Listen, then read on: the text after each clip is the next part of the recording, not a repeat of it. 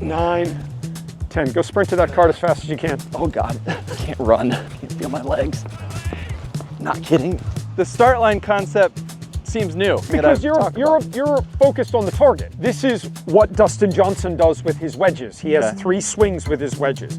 Half, 3/4, full. Players make bad decisions on the golf course under stress, under duress. But most golfers never practice any of that. Your instincts as a player, I think, are really, really important.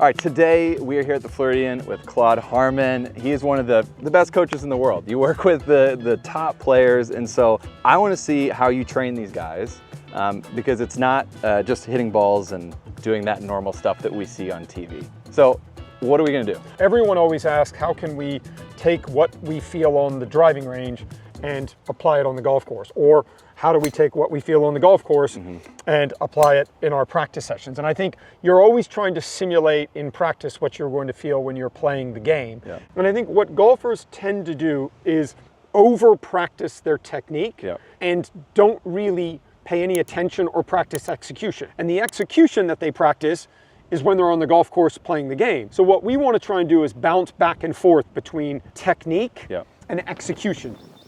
So we've got a fairway here on our driving range. So we're going to use these 2 bunkers over here on the left and then the 2 bunkers on the right. So this white flag right in front of us, that's kind of the middle of the fairway. So that's the fairway that we have to hit. We're going to give you 5 drives.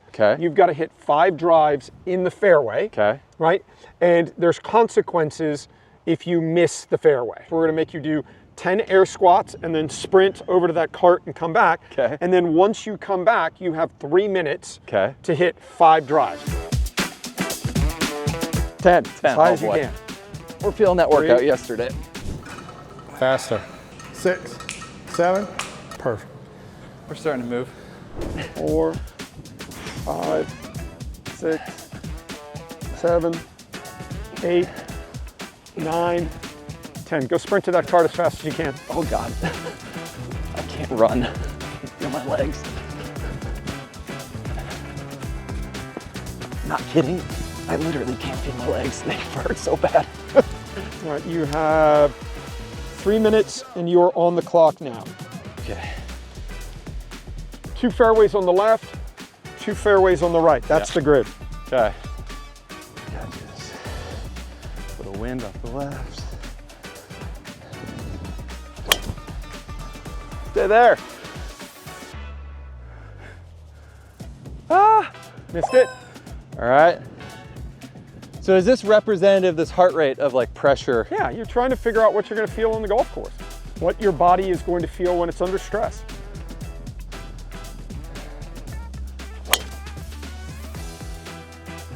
There it is. That's 1.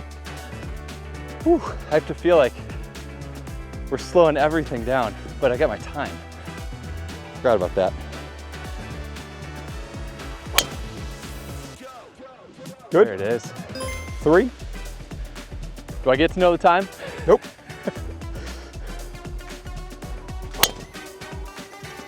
Sit. Missed it. All right.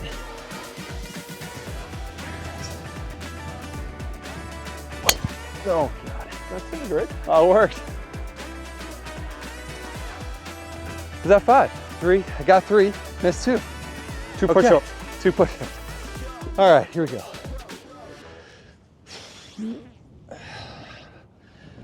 Was that 2? We'll go 3, just for good measure. All right. So now, that wasn't too bad. That wasn't too bad. So now, we're gonna do that same thing again. Okay, good. And we're gonna bring the time down to 2 minutes. Okay. Players make bad decisions on the golf course under stress, under duress. But most golfers never practice any of that. Right. They just work on their technique, on their backswings, on their drills, and then when they go out on the golf course, they're not prepared for anything to happen poorly, and when it does, they panic. So now let's do it, and we're gonna do 2 minutes. Okay. Okay, all right. So let's get the heart rate up again. Good. Okay, let's do the air squats. 1, 2, 3, 4,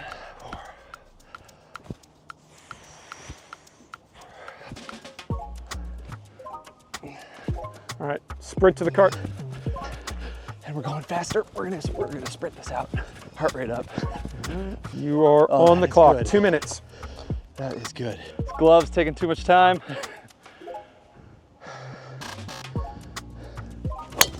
Gah. Yep. Gross. Haven't hit that shot today. Stress.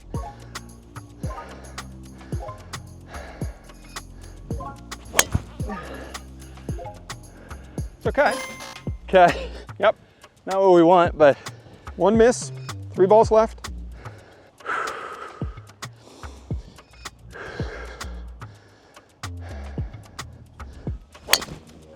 cut. Oh yeah. Okay, we'll give you that one. Look at 2. that Healy stinger there. That was good. 2 balls left. There it is. No.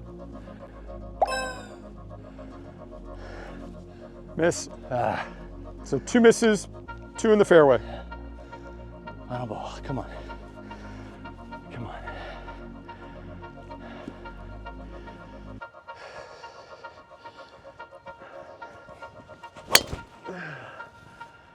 All right. Yep. Nothing to get excited about, but it's in the fairway. And you almost ran out of time. Okay. Okay? That was way more stressful. Yeah. All right, I mean, So, my 2 quality of strike 2 push-ups. was terrible. Yeah. Right, because your heart rate's up. Yeah. The thing that was different here about other practice that I've done with pressure and whatnot is that we got the heart rate up and then we tried to keep it And then there, you're in right? stress, Yeah. right? You're in stress. Yeah. When you don't have a lot of time and you know that you're under stress, one of the things that you can do is right before you go to hit it, take a deep breath. In that drill, you're gonna figure out, okay, what are you feeling and what are some things that you can do Yeah. to try and calm your heart rate down.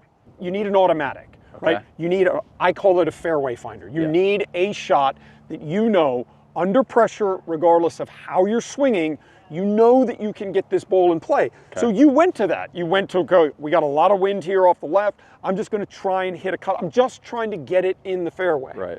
Right? Golf is not a game of perfect. Yeah. The more people get under pressure on the golf course, the more perfect they're trying to be. And that never works. Yeah. Right. Yeah. This video is sponsored by Rapsodo. It's a good launch monitor. And the best part about it, it's not gonna break the bank. It's a launch monitor that you can use to get better. It's going to give you all the numbers that the best players in the world are doing. You should have one in your bag. Link below, check it out. Let's take this training. We've got this driver set up here. What are another one of your favorite ones? Do you have a favorite wedge one or a chipping? Or one of the things that I like is, okay, so we've got some flags right here, right? I don't know what the yardages are for these flags, right? Yeah. But I've got one in here, this one on this green, then I've got the yellow flag there on that green, and then I've got one there over there. So the first thing that everybody is going to want to do is immediately take out a rangefinder and figure out what the yardages are, right? One of the ways that you can get better as a player is to start to trust and rely on your instincts. Go cold and say, okay, I don't know how far this is.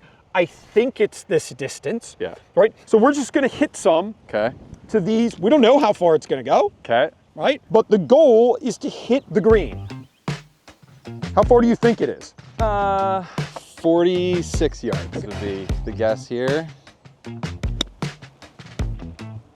Not bad. All right. Yeah, we'll give you that. So you thought it was how far? 46. And it's 50. 50. Okay, so now next flag, how far do you think that one is? We're gonna go 90. We're gonna go 92. Okay, and which club have you switched to? I go on to 55. Yep, I've got it. Okay. So how far do you think it is? 95. Okay. That's what we're gonna go with. Let's see. Okay. It was 102. Okay. Okay. So now go to this one over here. Oh boy. I'm gonna go 120, 127. Okay. 127. We got a pitching wedge. Oh yeah, there it is. So it's 115. Okay. So the first thing is you're off on all 3 yardages. Yeah. Right? Why? Because you don't ever practice that. Right. You just pick up a rangefinder and do it. But again, that's taking your instinct out of it. Okay. Tour players, right? So if we're in a practice round, right? If we're just talking and stuff, he's hit it down there, he's in the middle of the fairway, he's already going to be pulling a club, and then his caddy, Ricky Elliott, will shoot it and go, no, it's one more, right? Yeah. But he's already got an idea of what he's going to hit, right?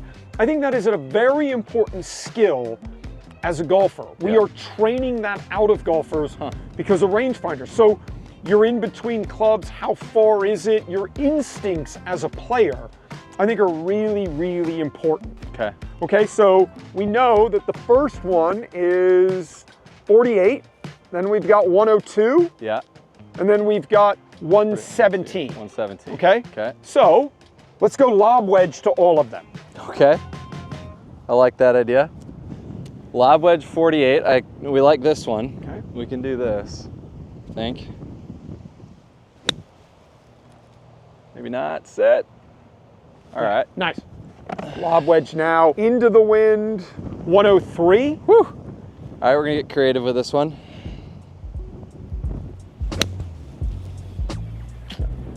No. All right, and then lob wedge to 117, which is completely the wrong shot. We're gonna see if we can do this. This could be really good. No. Missed it. Okay, so this is kind of a good example of what most golfers do.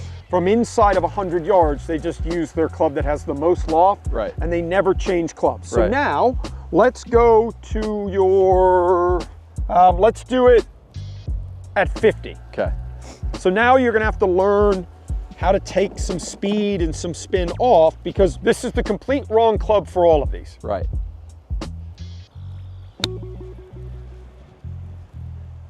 All right. Yeah. Ish. Landed nearby. So one of the things I like about this drill is now we are giving you a problem to solve. Right. It's a loft problem, Yep. right? You've got too much loft for this shot. Yep. So do the same thing and just move the golf ball 2 balls more forward. Okay. And that comes out and doesn't go as far. A lot of spin. Okay. Yeah. All right. 103. 103s. Yeah. Pitching wedge that you normally hit, you say around 130. Yep. So again, this is a loft problem that you have to solve.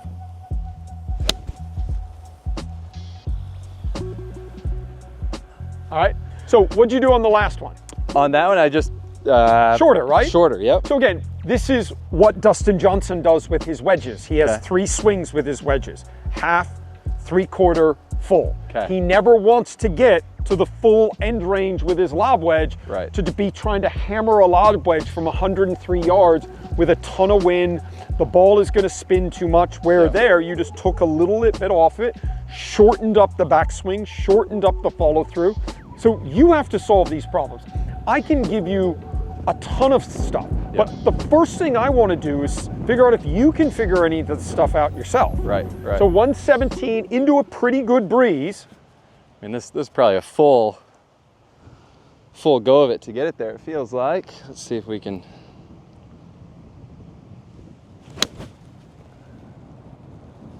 That's just a little wipey. No good. All right, take your 9-iron. How far do you carry your 9-iron? 155, Right. 160. This is trying to take almost 40 yards off of it, but you hit a better shot. Much better. That's so nice. Yeah. How good is that? I think this is a great example of most people just use one wedge. Right. And they basically, for all of the shots around the greens, they have a max distance that they hit that wedge. And regardless of whether they're at the end range of that or not, they're just going to hammer lob wedge everywhere. Yeah. Okay, so in the training here that you're doing, we first started about we want to elevate heart rate, simulate stress. We're trying to do here on the range what we do on the course. Second thing we just talked about is be an athlete, and what we're creating is instinct and then problem solving abilities, right? So are those 2 cores of kind of how you want to train? I just think that athletes? most golfers never think about any of that. Right. They just go to the driving range, work on their golf swing, and then that's it. And they think that is going to correlate into playing the game of golf better. What you do on the driving range has no correlation to what you're going to do on the golf course. Yeah. Yeah. a good drill when you're talking about time, right? So a good drill is with whatever club you've got, right? So, or actually get a 7-iron. Okay. Do you like to hit draws or do you like to hit fades? Like to hit fades. Okay. So the most important thing to consistently fade the golf ball is to be able to control the start line. Yep. I think most golfers are hyper focused on how the golf ball is curving and where the golf ball is ending up. I don't think most golfers are even conscious or give any thought to where the golf ball is starting. Yes. So I think if you can focus on where the ball is starting, it goes a long way to controlling where the golf ball ends up. We're going to imagine that there is a target line, and then you're going to pick out a barrier target left of that as a fader, right? Okay. And so what that's going to do is kind of create a slice of pie or a window. Yep. And the goal is to start all of our golf balls in our launch window, right? So we've got our target flag and then that brown spot, you've got to start it in there. It's got to curve in there. It's got to stay in there. 30 points available, 3 points for each ball. Okay. Get a point if you hit it solid. Get a point if you start it in that grid and keep it in that grid. So no points. That wasn't solid. It started right of our target and kept going right. Got it. Zero. Oh, sorry, white flag over there. Yeah. My bad. Okay, hold on. We'll go over there, brown spot. We got that. Yep. Launch it there. It's got to start in between that and the target flag. Okay. Is it gonna fade back? It's trying. Solid? Yeah. Okay. It curved in that window. Where everybody struggles is the golf ball starts offline and then curves. Right. The start line concept seems new. I don't know why, but it's not something that I've talked about. You're focused on the target. Yeah. But what's the process to hit the target, right? You got to start it somewhere and then curve it to get it there. So and control it. Yep. Nope. Okay, so that started left, stayed left. Good strike though. Yeah, good strike. So you get a point. Okay. So you got 1 point out of 30. 3 points. All right. Really good there. Yeah. So 4. What's the best score you've had someone get on this game? People get 30. Yeah? Good players do.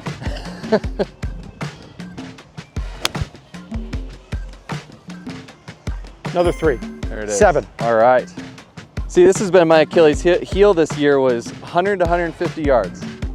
Worst strokes gained for me. So like this feels like the perfect game to be playing. Not solid, right? No. Okay, you got 2, so at 9. 9 with 4 balls left.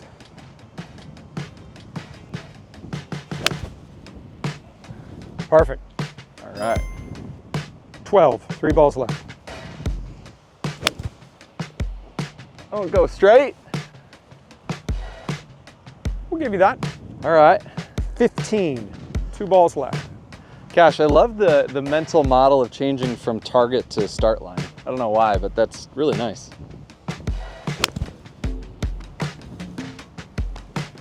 Oh no! Got right of it. Okay, so only 2 that time. 17, 1 ball left.